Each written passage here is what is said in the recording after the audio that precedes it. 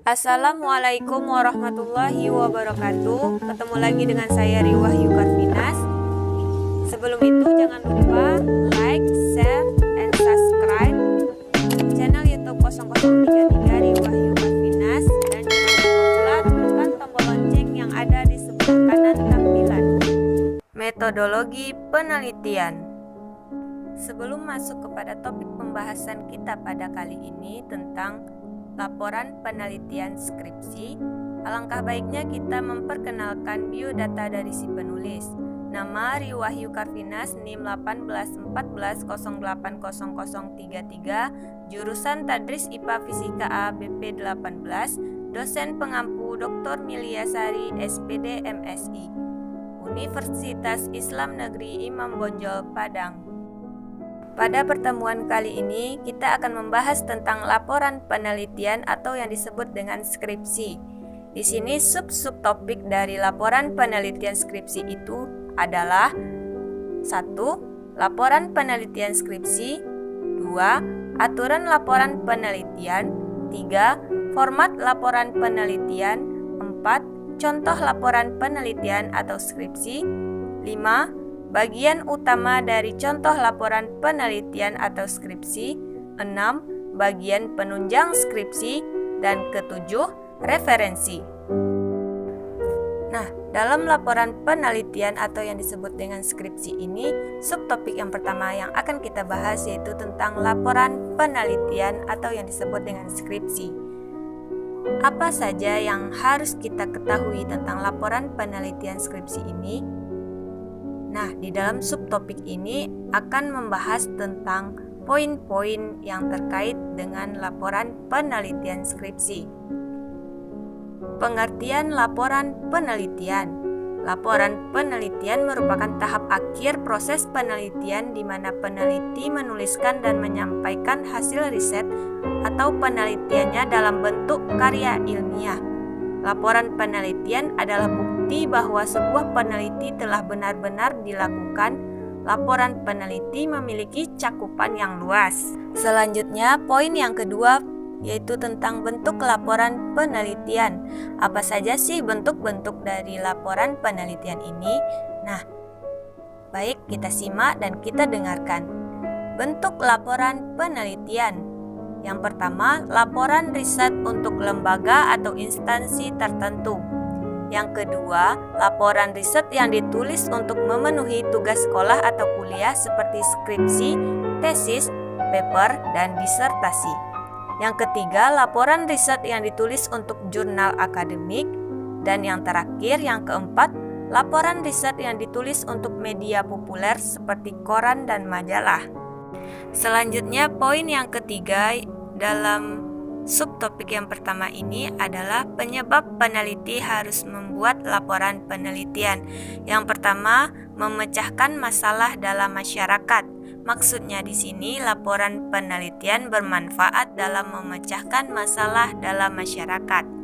Yang kedua, hasil penelitian akan dicantumkan dalam laporan penelitian. Jadi semua hasil penelitian akan dicantumkan dalam laporan penelitian ini. Yang ketiga, dipublikasikan. Maksudnya di sini laporan penelitian dibuat untuk dipublikasikan. Serta yang keempat, laporan penelitian adalah bukti bahwa sebuah penelitian telah benar-benar dilakukan. Subtopik yang kedua yaitu tentang aturan penulisan laporan penelitian atau yang disebut dengan skripsi. Apa saja sih aturan dalam penulisan laporan penelitian ini? Nah, sebelum itu kita harus tahu poin-poin penting yang harus diperhatikan dalam aturan penulisan laporan penelitian ini. Apa saja itu? Nah, baik, kita dengarkan sama-sama dan kita simak. Yang pertama, bagian awal. Di dalam bagian awal terdiri atas halaman sampul, halaman pengesahan, dan halaman pernyataan. Yang kedua, bagian isi. Terdiri atas pendahuluan, tinjauan pustaka, metodologi penelitian, hasil pembahasan, kesimpulan, serta saran. Selanjutnya, yang ketiga, abstrak. Di dalam abstrak terdiri dari yaitu inti atau ringkasan tugas akhir, maksimal 200 kata dalam satu paragraf, 2 bahasa yaitu Indonesia dan Inggris, setiap bahasa tetap 200 kata, dan di bagian bawah abstrak ada kata kunci. Keempat, kata pengantar. Aturan kata pengantar yaitu dipakai spasi 1,5 sesuai lampiran dan ucapan terima kasih dimulai dari pihak luar lalu keluarga lalu teman. Kelima, daftar isi. Aturan penulisannya yaitu spasi 1,5 sesuai lampiran serta judul tiap bab tebal dan huruf yang dipakai adalah huruf tebal atau bold atau kapital.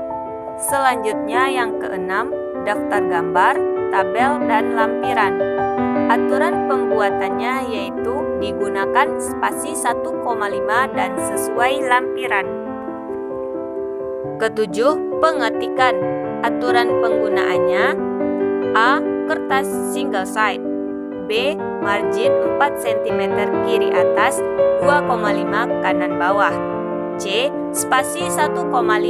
Keterangannya halaman sampul, pengesahan, pernyataan, abstrak, daftar pustaka berspasi tunggal, line spacing atau biasa yang disebut dengan single. D. Before and after sama dengan 0 pt. E. Times News Roman atau font yang digunakan ukurannya 12, keterangan judul bab 14 pt. F. Just TV, dipakai rata kiri dan rata kanan. G. Huruf berwarna hitam pekat dan seragam. H. Penggunaan huruf miring dan tebal sesuai kaidah. Selanjutnya ke-8, kertas. Kertas yang dipakai adalah berukuran A4, 21 cm dikali 29,7 cm, 80 gr putih polos. Ke-9, penomoran halaman. Aturan penulisannya yaitu A. Angka Romawi kecil lalu bagian awal laporan mulai abstrak, lampiran diletakkan tengah dan tepi bawah kertas. B. Angka Latin lalu bagian isi dan penutup laporan diletakkan di bagian sudut kanan atas dari tepi kanan kertas. Halaman awal tiap bab tidak terdapat nomor halaman. Selanjutnya masuk kepada subtopik yang ketiga yaitu tentang format laporan penelitian atau yang disebut dengan skripsi. Yang pertama, bab 1 pendahuluan. Di dalam bab 1 pendahuluan harus ada latar belakang, rumusan dan pembatasan masalah, tujuan penelitian, manfaat penelitian, lalu kerangka pemikiran penelitian. Kedua, bab 2 telaah pustaka. Di dalam telaah pustaka ini harus ada kerangka teori, kajian penelitian sejenis, dan kerangka penelitian. Yang ketiga, bab 3 metode penelitian. Di dalam metode penelitian ini harus ada yang pertama objek penelitian, populasi dan sampel penelitian, metode dan pengumpulan data yang terdiri atas jenis data, variabel, penelitian, sumber data. Di dalam sumber data ini menyangkut kepada studi lapangan dan studi literasi. Selanjutnya yang keempat, deskripsi operasional variabel. Yang kelima, uji instrumen data dan uji prasyarat. Yang keenam, teknik analisis atau metode analisis. Keempat, bab 4 pembahasan yang terdiri atas pemaparan umum, overview, profil objek research. Selanjutnya, uji instrumen data, kemudian uji prasyarat, kemudian estimasi atau spesifikasi model, dan pokok-pokok pembahasan analisis. Selanjutnya, yang kelima, bab 5 penutup. Di bab 5 penutup ini ada kesimpulan, saran, dan keterbatasan penelitian. Di dalam kesimpulan dan saran terdapat hal-hal penting yang harus diperhatikan. Apa saja itu? Nah, kita simak dan kita dengarkan. Yang pertama, di dalam kesimpulan, dalam pembuatannya, kesimpulan ini harus mengacu pada tujuan penelitian. Kemudian, dalam membuat kesimpulan, bisa juga dari hasil pembahasan. Yang kedua, saran atau implikasi hasil penelitian. Saran bersumber pada temuan penelitian, kemudian spesifik sasarannya dan rinci. Kemudian, di samping kita mengkaji dan membahas tentang bab 5 kesimpulan dan saran, ada juga istilah lain yaitu keterbatasan penelitian atau rencana penelitian lanjutan. Hal-hal penting yang harus diperhatikan dalam keterbatasan penelitian yaitu 1. Keterbatasan teori, metode, dan lingkup bahasan. Kedua, celah bagi penelitian lanjutan. Selanjutnya, subtopik yang keempat yaitu tentang contoh laporan penelitian atau skripsi. Di sini saya mengambil satu contoh tentang penelitian PTK yang terdiri atas judul Peningkatan hasil belajar IPA melalui model e-learning dengan media video pada siswa kelas 4-4 Sukoharjo. Dan linknya sudah tersedia di sini. Kemudian, subtopik yang kelima yaitu bagian utama dari contoh laporan penelitian atau yang disebut dengan skripsi. Contoh laporan penelitian atau skripsi yang diambil dari subtopik yang keempat yaitu tentang peningkatan hasil belajar IPA melalui model e-learning dengan media video pada siswa kelas 4-4 Sukoharjo. Selanjutnya masuk kepada bagian utama dari contoh laporan penelitian atau skripsi ini. Apa saja itu? Yang pertama, pendahuluan. Yang kedua, landasan teori. Yang ketiga, metodologi penelitian.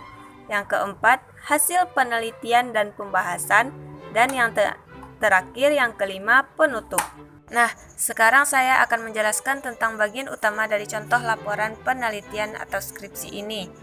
Contoh laporan penelitian yang diambil bisa teman-teman lihat di dalam subtopik yang keempat tentang contoh laporan penelitian atau skripsi, yang mana di sana telah dipaparkan judul beserta linknya. Untuk judulnya sendiri yaitu tentang peningkatan hasil belajar IPA melalui model e-learning dengan media video pada siswa kelas 4-4 Sukoharjo. Nah, masuk kepada bagian utama dari contoh laporan penelitian ini. Yang pertama ada pendahuluan. Di dalam pendahuluan juga terkandung pokok-pokok penting yang harus kita ketahui. 1. Latar belakang.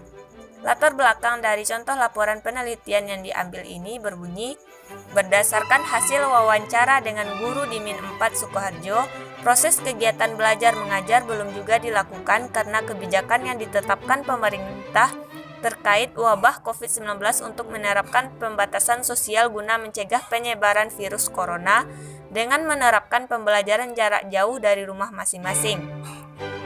Proses pembelajaran jarak jauh sudah dilakukan dari tanggal 16 Maret 2020. Sistem belajar yang semua tatap muka menjadi sistem daring atau online dengan menerapkan atau memanfaatkan teknologi.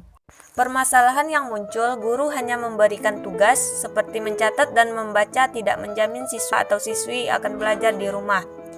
Menjadi berkurangnya ketertarikan siswa untuk mengikuti pembelajaran IPA, sehingga hasil belajar tidak tercapai sesuai dengan ketuntasan belajar minimal atau yang disebut dengan KBM yang ditentukan. Menurut hasil wawancara dengan salah satu guru Min 4 Sukoharjo, masih banyak siswa yang nilainya di bawah KBM yaitu 75 dari 29 siswa. Ada 14 siswa tuntas 4,3% dan 15 siswa tidak tuntas 51,7%. Rendahnya persentase siswa yang mencapai ketuntasan belajar minimal atau KBM menunjukkan hasilnya. Berdasarkan masalah di atas dapat disimpulkan bahwa rendahnya hasil belajar IPA dikarenakan pembelajaran yang kurang menarik, hanya pemberian tugas tanpa adanya materi pembelajaran yang disampaikan guru. Seorang guru harus kreatif dalam memilih media pembelajaran yang disesuaikan dengan karakteristik siswa. Salah satu cara untuk mengatasi permasalahan tersebut adalah dengan menerapkan model e-learning dengan media video. Hal ini akan memudahkan siswa dalam menerima materi secara detail dan dapat diputar berulang-ulang untuk memahami materi yang disampaikan. 2. Yang harus ada di dalam pendahuluan adalah rumusan masalah. Rumusan masalahnya dari contoh laporan penelitian ini yaitu apakah penggunaan model e-learning dengan media video dapat meningkatkan hasil belajar IPA pada siswa kelas 4-4 Sukoharjo tahun pembelajaran 2019 atau 2020. Selanjutnya yang ketiga, tujuan penelitian. Tujuan penelitian dari contoh laporan penelitian ini yaitu untuk mengetahui penggunaan model e-learning dengan media video dapat meningkatkan hasil belajar IPA pada siswa kelas 4-4 Sukoharjo tahun pembelajaran 2019 atau 2020. Dan yang keempat, yaitu manfaat penelitian. Di dalam pendahuluan, manfaat penelitian yang diambil dari contoh penelitian tersebut adalah satu, manfaat teoritis, yaitu mengkaji tentang teori-teori yang ditemukan. Yang kedua, manfaat praktis. Di sini langkah-langkah apa saja yang dilakukan ketika menjelaskan atau mengkaji tentang laporan penelitian itu. Selanjutnya yang kelima, ada hipotesis, tindakan, dan indikator keberhasilan.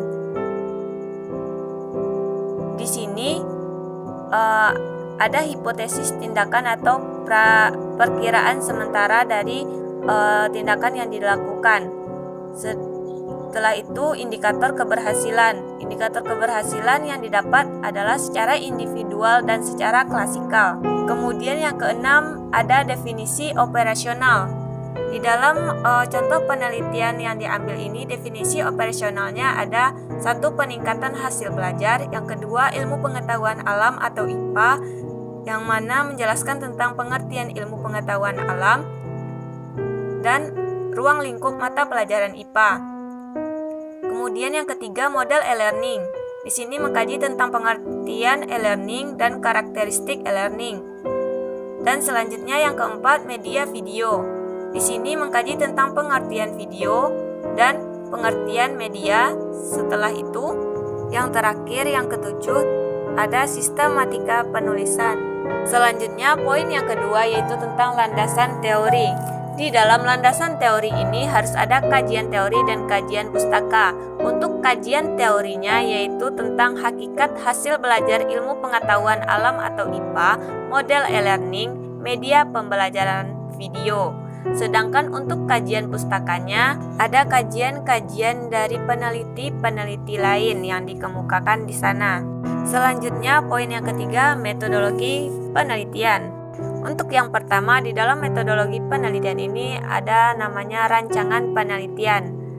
Di sini untuk contoh penelitian ini, rancangan penelitiannya yaitu menggunakan tindakan kelas atau PTK. Tindakan yang dirancang berupa penerapan model e-learning dengan media video dengan tujuan meningkatkan hasil belajar siswa kelas 4-4 Sukoharjo.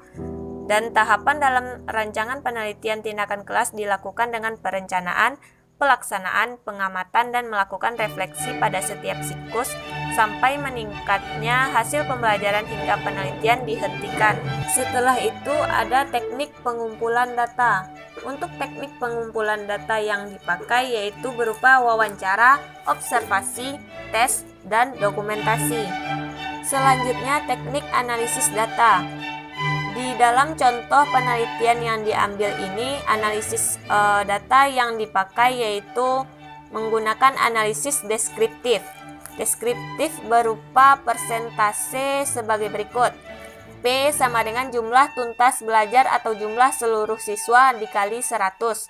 Peneliti memperoleh data dari wawancara yang dianalisis menggunakan analisis deskriptif. Dengan melihat data yang diperoleh dari tiap siklus yang dilakukan sampai berakhirnya penelitian sesuai dengan kriteria ketuntasan klasikal. Selanjutnya ada instrumen penelitian. Instrumen penelitian yang dipakai yaitu wawancara, observasi, tes, dan dokumentasi. Selanjutnya masuk kepada langkah-langkah penelitian. Langkah-langkah penelitiannya 1 ada terbagi 3, kegiatan, yaitu ada pendahuluan, kegiatan inti, dan kegiatan akhir. Di dalam pendahuluan harus ada orientasi, motivasi, dan apersepsi. Sedangkan di kegiatan inti berupa tanggung jawab, literasi, dan diskusi. Dan untuk kegiatan akhirnya berupa refleksi, perenungan, konfirmasi, reinforcement, dan reward atau revisi. Dan langkah-langkah penelitian yang ketiga yaitu pengamatan dan terakhir refleksi. Selanjutnya poin yang keempat yaitu hasil penelitian dan pembahasan. Di dalam hasil penelitian dan pembahasan ini ada dua kelompok juga yang harus kita ketahui, yaitu pelaksanaan penelitian dan hasil penelitian dan pembahasan. Masuk kepada pelaksanaan penelitian terbagi atas dua siklus, yaitu deskripsi siklus 1 dan deskripsi siklus 2. Dan di dalam deskripsi siklus 1 juga ada tahapan-tahapannya, yaitu tahap perencanaan, tahap pelaksanaan, tahap pengamatan, dan tahap refleksi. Untuk tahap pelaksanaan ini terbagi 3 kegiatan juga di dalamnya, yaitu ada pendahuluan yang terdiri dari orientasi, motivasi, dan apersepsi. Dan yang kedua kegiatan inti ada tanggung jawab, literasi, dan berdiskusi. Dan yang terakhir yang ketiga kegiatan akhir. Di dalam kegiatan akhir ini terdiri dari refleksi, perenungan, konfirmasi, reinforcement, dan reward atau revisi. Untuk deskripsi siklus 1 dan deskripsi siklus 2 itu sama karena terjadi pengulangan dalam deskripsi siklus 2. Setelah itu ada hasil. Di dalam hasil penelitian dan pembahasan ini dipaparkan juga deskripsi hasil penelitian per siklus dan pembahasannya serta hasil penelitian dan pembahasannya. Yang pertama ada deskripsi hasil penelitian per siklus dan pembahasannya. Untuk deskripsi hasil prasiklus, bunyinya hasil dari observasi prasiklus terdapat masalah pembelajaran IPA. Hasil belajar IPA masih di bawah ketuntasan belajar minimal KBM yaitu 75. Setelah itu, siswa yang telah tuntas sebanyak 14 siswa dengan persentase 48,3% dan siswa yang tidak tuntas sebanyak 15 siswa dengan persentase 51,7%. Sedangkan untuk deskripsi hasil siklus 1 bunyinya penelitian pada siklus 1 dilaksanakan Kamis 14 Mei 2020 pada kelas 4-4 Sukoharjo dengan jumlah 29 siswa yang dilaksanakan secara online. Materi pada siklus 1 adalah bentuk energi. 29 siswa yang telah tuntas sebanyak 24 siswa dengan persentase 82,8% dan siswa yang tidak tuntas sebanyak 5 siswa dengan persentase 17,2%. Kemudian untuk deskripsi hasil siklus 2 ininya yaitu pada 2020 pada kelas 4-4 Sukoharjo dengan jumlah 29 siswa yang dilaksanakan secara online. Materi pada siklus 2 adalah macam-macam energi. Siswa yang telah tuntas sebanyak 26 siswa dengan persentase ketuntasan 89,7% dan siswa yang belum tuntas sebanyak 3 siswa dengan persentase 10,8%. Dan masuk kepada hasil penelitian dan pembahasannya yaitu pembelajaran IPA menggunakan model e-learning dan media video memiliki pengaruh terhadap peningkatan hasil belajar siswa. Model e-learning dan media video dapat meningkatkan hasil belajar IPA kelas 4-4 Sukoharjo tahun pembelajaran 2019-2020. Setelah itu masuk kepada poin yang kelima yaitu penutup. Di sini ada 2 bagian dalam penutup yaitu kesimpulan dan saran.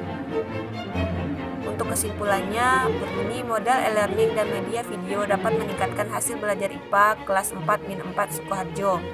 Sedangkan untuk sarannya sendiri terbagi atas 3 saran penelitian ini. Sasarannya adalah 1. Siswa, orang tua ikut serta memberi informasi atau motivasi kepada anak agar lebih giat dalam mengikuti pembelajaran. Orang tua sangat berperan dalam kegiatan pembelajaran siswa untuk selalu memantau dan mengawasi siswa selalu aktif mengikuti proses pembelajaran karena sistem pembelajaran yang digunakan adalah online. Untuk sasaran yang kedua yaitu guru. Guru sebaiknya selalu memberikan himbauan agar orang tua ikut serta dalam proses pembelajaran. Guru hendaknya menggunakan media pembelajaran yang bervariasi agar pembelajaran dilaksanakan dengan baik dan menyenangkan. Kemudian untuk sasaran yang ketiga yaitu sekolah. Sekolah untuk pemimpin terhadap guru tentang peningkatan kreativitas guru dalam mengajar sistem online sehingga proses pembelajaran pembinaan terhadap guru tentang peningkatan kreativitas guru dalam mengajar sistem online sehingga proses pembelajaran tidak terkesan monoton. Selanjutnya masuk kita kepada subtopik yang keenam tentang bagian penunjang laporan penelitian atau yang disebut dengan skripsi. Untuk bagian penunjang laporan penelitian ini terdiri dari 1 halaman pengesahan. Yang kedua ada kata pengantar.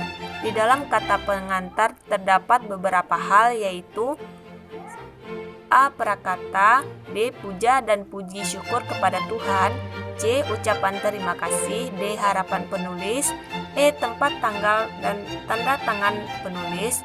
Selanjutnya yang ketiga abstrak. Di dalam abstrak harus ada nama penulis, tahun penelitian, judul penelitian, skripsi, jurusan dan fakultas, nama pembimbing, serta kata kunci. Selanjutnya yang keempat daftar isi. Di dalam daftar isi memuat cover, logo, judul, persetujuan dosen pembimbing, pengesahan kelulusan, pernyataan keaslian kelulusan, moto, persembahan, kata pengantar, abstrak, daftar isi, daftar tabel, daftar gambar, pendahuluan, landasan teori, metodologi penelitian, hasil penelitian dan pembahasan, penutup, daftar pustaka, dan lampiran ditandai masing-masing dengan halaman judul atau nomor halaman. Selanjutnya daftar tabel. Di samping daftar isi ada juga daftar tabel. Ada 8 tabel yang ada di dalam contoh laporan penelitian ini. Yang pertama, kompetensi inti ilmu pengetahuan alam kelas 4. Kedua, kompetensi dasar. Ketiga, kompetensi dan ruang lingkup IPA. Keempat, data siswa kelas 4-4 Sukoharjo. Kelima, nilai ulangan harian siswa prasiklus. Keenam, nilai hasil belajar siklus 1. Ketujuh, nilai hasil belajar siklus 2. Dan terakhir, rekapitulasi hasil belajar siswa. Kemudian yang keenam yaitu daftar gambar. Ada 6 gambar lengkap dengan halaman yang ada di contoh laporan penelitian yang diambil ini. Apa saja itu? Yaitu model tahapan-tahapan pelaksanaan PTK, diagram ketuntasan hasil belajar siswa prasiklus, diagram ketuntasan siklus 1, diagram ketuntasan siklus 2, grafik ketuntasan belajar siswa, dan diagram ketuntasan siswa. Selanjutnya yang ketujuh ada lampiran. Lampiran-lampiran yang terdapat di dalam contoh penelitian ini yaitu lembar konsultasi, lembar pembimbing skripsi, surat permohonan izin penelitian, surat keterangan penelitian, rencana pelaksanaan pembelajaran RPP siklus 1 dan siklus 2, proses belajar siswa siklus 1 dan siklus 2, proses belajar mengajar siswa siklus 1 dan siklus 2, video pembelajaran siklus 1 dan siklus 2, soal evaluasi siklus 1 dan siklus 2, lembar nilai evaluasi prasiklus, lembar evaluasi siklus 1 dan siklus 2, WhatsApp grup 4C, satuan kredit kegiatan, dan daftar riwayat hidup. Kemudian poin yang terakhir dari bagian penunjang skripsi ini yaitu daftar pustaka. Ada 32 sumber yang dikutip dan memuat referensi dari materi yang dicantumkan. Sekian penjelasan yang dapat saya sampaikan tentang laporan penelitian atau yang disebut dengan skripsi ini. Untuk referensinya sendiri bisa teman-teman lihat di dalam video ini sudah dipaparkan link beserta nama-nama referensi yang diambil. Itulah pembahasan tentang laporan penelitian pada kali ini. Yang dapat saya sampaikan, saya mohon maaf jika ada salah dan janggal ketika menyampaikan dan menjelaskan materi metodologi penelitian pada pertemuan kali ini, dan saya berterima kasih kepada orang-orang yang telah mendukung dan memotivasi saya dalam menyelesaikan tugas video metodologi penelitian ini. Saya ucapkan sekali lagi terima kasih. Saya akhiri. Assalamualaikum warahmatullahi wabarakatuh.